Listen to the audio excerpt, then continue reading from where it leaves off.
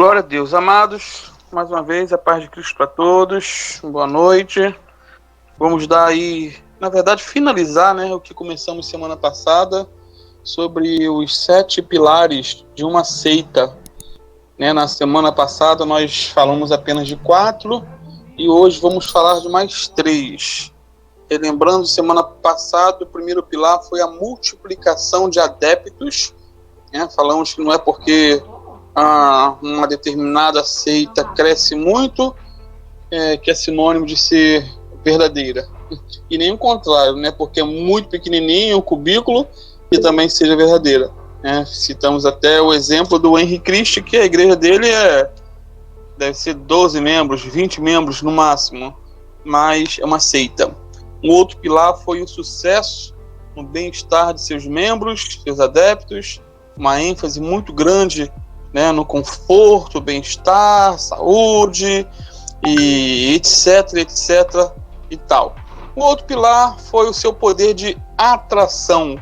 O que atrai as pessoas, ou fascina, As seitas têm muito fascínio, mistério, promessas, e isso acaba enchendo os olhos de muita gente que se embrenha no mundo das seitas. A maçonaria, por exemplo, muitos tentam entrar, mas por uma questão financeira, porque há não sei nem se é um mito, mas é um fato, na verdade, de que todo maçom é rico. Um outro pilar de uma seita, eu citei, foi a inteligência incomum de seus líderes. São pessoas geralmente extremamente inteligentes, mas uma inteligência usada para o mal. Eu citei semana passada um exemplo de inteligência fora do comum, que foi do Caio Fábio. Caio Fábio, no Brasil, ele tem uma mente brilhante, não tem como negar, mas é uma mente brilhante usada para o mal. Eu até citei ele, se eu não me engano, foi na última quarta-feira aqui em Laranjal, quando eu preguei.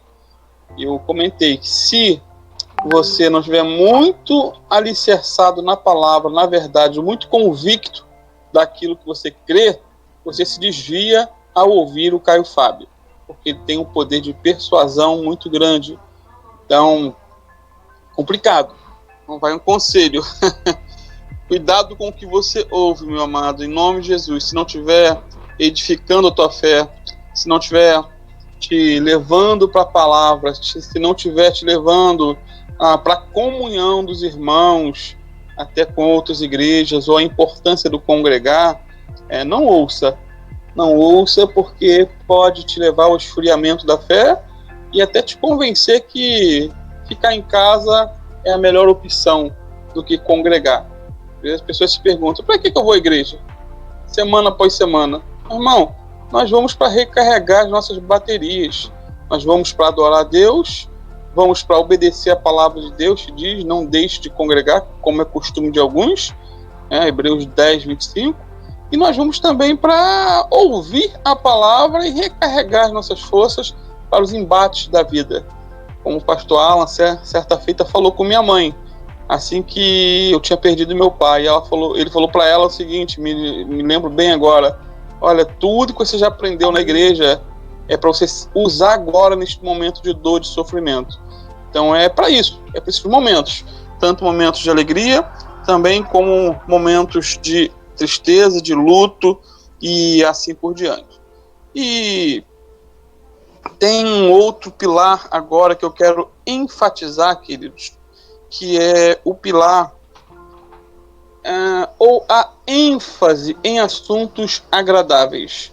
Toda seita, eles procuram falar de assuntos agradáveis, assuntos que dão ibope. Ninguém se torna popular, por exemplo, por estar pregando sobre a doutrina do inferno. A doutrina do inferno não é nada agradável aos ouvidos. Porém, como sempre digo, já ouvi de alguém que não sei quem foi, é melhor ouvir sobre o inferno do que ir para o inferno. É melhor ouvir sobre os sofrimentos eternos do que sofrer eternamente. No entanto, amados, todas as seitas negam essa realidade do inferno. Todas, sem exceção. Todas. Os testemunhos de Jeová, por exemplo, ensinam a doutrina da aniquilação, ou seja, a inexistência do inferno eterno. Para os testemunhos de Jeová, morreu, acabou. Só os testemunhos de Jeová vão para o céu, uma outra parte deles vão ficar aqui na terra, no advento do Senhor, segundo eles. Então haverá uma divisão entre céu e terra. Os 144 mil vão ficar no céu, que é o grupo seleto, a nata dos testemunhos de Jeová, e o restante vai ficar aqui na terra, que são testemunhos de Jeová de baixa ralé, e os demais serão extintos, deixarão de existir. Não haverá inferno, sofrimento eterno. E os adventistas do sétimo dia seguem a mesma coisa. O catolicismo romano vai criar a doutrina do purgatório, ou seja, de acordo com o que os vivos fizerem pelos que já morreram, o sofrimento pode ser minimizado, pode ser até cancelado. Então isso é o que a doutrina ensina. Os mormons, por outro lado, inventaram a existência de 4 graus de condenação para aqueles que não são mormon. E no fundo, no fim, eles dão um jeitinho para todos. Irmãos, nós não pregamos, é bom enfatizar isso, a doutrina do inferno com sentimento de prazer. Muito pelo contrário, pregamos com tristeza no coração. Ao mesmo tempo que estamos conscientes de nossa fidelidade às Escrituras. Nós não podemos negar uma doutrina ou deixar de pregar uma doutrina só porque ela é muito ruim aos nossos ouvidos. Não podemos nos omitir. Há sempre essa tendência do ser humano, e principalmente das seitas, de querer adocicar a mensagem para o quê? Para não repelir os ouvintes, e acabam às vezes tirando até do conteúdo do texto que leu alguns elementos que podem causar o quê? Desconforto. Só que isso é perigoso e compromete a verdade. É perigoso. Nós temos que pregar todo o conceito de Deus, toda a verdade da palavra. O jovem rico, os amados lembram, ele foi embora porque Jesus não quis ali suprimir as exigências da salvação. Jesus não suprimiu. Muito pelo contrário, ele disse ao jovem: vai, vende tudo que tens, dá aos pobres, depois me siga. E aquele jovem saiu o quê? Triste e perdido, porque ele tinha muitos bens. Ele queria saber o que fazer para ser salvo. Jesus falou: olha, o principal, você é amante do dinheiro, venda tudo, depois siga-me. Então seguir a Jesus é o caminho da salvação. E aquele jovem não quis. Então, irmãos, a verdade da palavra, é claro, ela não se resume a inferno. A verdade da palavra não se resume a renúncia, pecado, tribulação, a esses espinhos, por assim dizer. Mas também não se resume a mensagens agradáveis como vitória, sucesso, perdão, restauração, aparição de anjo, revelação. Todo extremo, eu sempre digo, leva a um abismo. O evangelho precisa ser pregado em todo o seu contexto. Precisamos falar, sim, do inferno, mas também sobre o céu. Precisamos enfatizar a desgraça do pecado, mas também enfatizar o perdão e a libertação do pecado. Precisamos declarar com todas as nossas forças que o diabo, ele veio para matar, roubar e destruir, sim, mas não podemos nos esquecer nunca de que Jesus veio para dar vida e vida em abundância. Portanto, Deus, ele é justo e é bom. Ele é bom e é justo.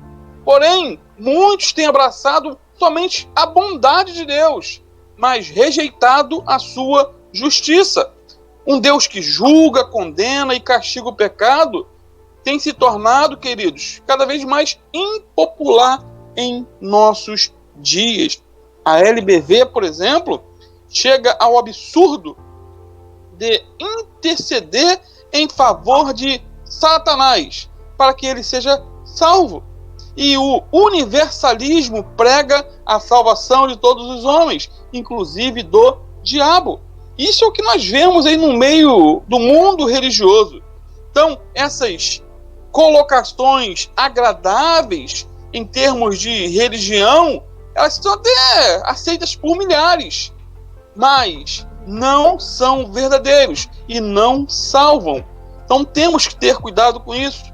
Mas um pilar das seitas é o apego ao que é belo, né? Essa é a ênfase. Hoje, o mundo procura um Deus estético e não um Deus ético. Todos querem uma religião de aparência, que pareça bonita, sem se importar se ela é verdadeira ou falsa, se ela leva para o céu ou leva para o inferno. Muitos trocam facilmente, queridos, o conteúdo pela forma. Por exemplo, os muçulmanos gostam de dizer que uma das provas da inspiração do Alcorão é a sua beleza, mas que nos perdoem os muçulmanos, porque se esse fosse o caso, a Bíblia ganharia de longe. A Bíblia é bela em todos os sentidos, porém, não é porque a Bíblia é bela que só tem palavras agradáveis. Não, queridos, a Bíblia é bela, é inspirada, mas tem muita mensagem dura, confrontadora, que nos coloca contra a parede. Então, nem tudo que é belo é necessariamente bom e verdadeiro. E nem tudo que é verdadeiro tem que ser necessariamente belo, mas com certeza será bom. Não podemos esquecer nunca que a verdade, que Jesus, que é a verdade, quando esteve entre nós, Isaías diz que ele não tinha parecer nem formosura, e olhando nós para ele, nenhuma beleza víamos para que o desejássemos. Era um de quem os homens escondiam o rosto, era desprezado e não fizeram dele caso algum. Leia Isaías 53, vai contar aí um pouquinho da pessoa do Senhor Jesus. Sendo assim, amados, se buscarmos somente a beleza, vamos até encontrar em muitos lugares, mas se buscarmos a verdade, só encontraremos na palavra de Deus. A palavra de Deus é a nossa única regra de fé e prática. Portanto, um belo hino, uma pregação eloquente ou um texto bem escrito, eles podem até facilmente conter inverdades que serão aceitas por causa da sua beleza. A pessoa fala muito bem, mas fala mentira e convence os incautos. A pessoa canta muito bem, uma letra, né, aparentemente interessante, mas é veneno. Então temos que tomar cuidado, guarde isso. O pior veneno é o gostoso. O pior veneno é aquele que vem perfumado e bem embalado. A pior mentira é aquela que vem disfarçada de verdade. O pior engano é aquele que parece ser verdadeiro. Bem, queridos, guarde isso. Não permita ser enganado por ninguém. Um outro pilar de uma seita é a eloquência de seus líderes. Eloquência de seus líderes. Queridos, eloquência é a arte de convencer pelas palavras. É o poder de mover mentes e corações por meio de argumentos. Irmãos, errar com convicção é algo mais comum do que nós imaginamos. Provérbios 14:12 diz que há caminhos que ao homem parece direito, mas no fim são caminhos de morte. Você sabia que alguém pode pregar e ensinar o erro com mais entusiasmo do que outros que ensinam a verdade? Você sabia? A pessoa ela tem convicção daquele erro que está pregando e muitos acreditam. Me faz lembrar de um ateu que no século XVIII ele foi visto pelas ruas de Londres andando apressadamente, indo em direção a uma concentração em que estava pregando George Whitefield. Alguém perguntou para esse ateu: mas você não acredita no que ele prega, não acredita? E o ateu disse: olha, eu não acredito, mas ele acredita. Ele acredita. Whitefield, queridos, como disse, era um pregador da palavra, um servo de Deus. Mas, por outro lado, existem muitos embusteiros que possuem uma capacidade fora do comum para enganar. Whitefield tinha uma eloquência sadia, por mais que eu não tenha que concordar com tudo que ele ensinava, mas ele foi um pastor, foi um pregador, amigo de John Wesley, homem de Deus. Então, por outro lado, há pessoas com um poder de convicção que acaba levando pessoas à destruição e à morte. O caso de Jim Jones nos mostra essa verdade. Eu já citei a história desse homem algumas vezes em algumas pregações. Esse suposto pastor, ele convenceu, queridos, uma multidão de 913 pessoas a cometerem suicídio coletivo. Isso foi em 18 de novembro de 1978, na Guiana Francesa. Mais de 900 pessoas morreram ao ingerir uma mistura de suco de laranja com cianureto. Olha que loucura! E os que se recusavam a beber foram assassinados a tiros pelos seguranças de Jim Jones. O argumento que Jim Jones usou para levar pessoas ao suicídio foi o seguinte: não estamos cometendo suicídio. Este é um ato revolucionário. Não podemos recuar porque eles não nos deixarão em paz. Bebam um suco e sejam gentis com as crianças. Ou seja, eles deram até para as crianças beberem para que morressem. Isso foi o que foi dito por esse cruel profeta do inferno aos seus 913 seguidores, entre eles 275 crianças e 12 bebês. Todos morreram. Ele estava convicto e convenceu aos outros da sua suposta verdade. E as pessoas, com medo, outras acreditando na mentira dele, acabaram se suicidando. Portanto, queridos, uma crença não é verdadeira somente porque seus seguidores se dispõem a morrer por ela, ou até porque acreditaram na sua liderança, né? Convictos. O martírio, ele pode até honrar a verdade, mas jamais pode tornar verdadeiro aquilo que é falso. Sem dúvida, Adolf Hitler, ele estava convencido das ideias loucas do nazismo, e ele proclamava com tal convicção que pôde influenciar toda uma nação. Isto, porém, queridos, não tornou o nazismo uma filosofia, uma doutrina verdadeira. Muito pelo contrário, algo diabólico, monstruoso, terrível. O ser humano, ele tende a ser sugestionado, e temos que ter cuidado com isso. Então, qualquer pessoa que proclame algo com insistência, ela pode até influenciar alguém, um grupo, ou até mesmo uma multidão, a aceitar coisas que não são verdadeiras. Por isso, relembrando, os irmãos lá de Bereia, ao ouvirem Paulo, conferiam a cada dia as escrituras se as coisas que ele dizia eram mesmo assim. Eles ouviam Paulo e liam a Bíblia. Vai o conselho para você, meu amado irmão.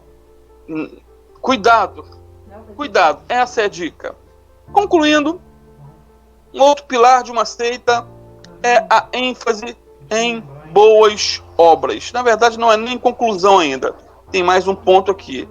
Irmãos, a verdade de Deus, ela deve produzir em nós justiça e gerar em nós santidade. A verdade não pode ser estéril. Nós fomos criados em Cristo Jesus para as boas obras, como diz Efésios 2, versículo 10. A verdade da palavra de Deus não é algo para ser armazenado apenas na mente, mas precisa descer no coração e ter uma sequência em boas obras. Temos que andar na verdade, como diz 3 João 3:4, e não simplesmente conhecer a verdade. Nosso procedimento, queridos, comprova a nossa fé. Por outro lado, porém, esse porém é interessante, é perigoso colocar o comportamento ou as obras como fundamento da verdade. As boas obras, elas impressionam às vezes de tal forma que muitos pressupõem que se alguém prega ou faz bem ao próximo, então o seu ensino deve ser, com certeza, verdadeiro. A pessoa fala e ela faz, não tudo que ela ensina deve ser verdade. Essas coisas são boas, queridos. Fazer boas obras devem ser estimuladas e praticadas, sem, no entanto, confirmar qualquer doutrina. Por outro lado, você vê o Espiritismo. Ele exalta a caridade e, por isso, conquista o quê? O respeito da opinião pública. Porém, o mesmo Espiritismo fomenta a consulta e a incorporação dos chamados espíritos de luz, levando muitos ao pecado e à influência de Satanás, ao engano. Enfatizam a comunicação com os mortos, algo que a Bíblia condena e proíbe. Então, as obras dos espíritas não podem justificar os seus erros, que são muitos. O apóstolo Paulo, muitas vezes, teve de se defrontar com homens que, por um lado, aparentavam aí, tinham aparência de justiça, mas que, por outro lado, sustentavam ensinos contraditórios ao Evangelho. Talvez até os discípulos do apóstolo Paulo, naquele contexto, deviam ficar um tanto quanto perplexos em concordar com o apóstolo, tendo de condenar homens que viviam uma vida justa. Quer dizer, a aparência de piedade, mas negavam a eficácia dela. E a resposta de Paulo para muitos era: e não é maravilha, pois o próprio Satanás se transfigura em anjo de luz. Portanto, não é muito que os seus ministros se transfigurem em ministros da justiça.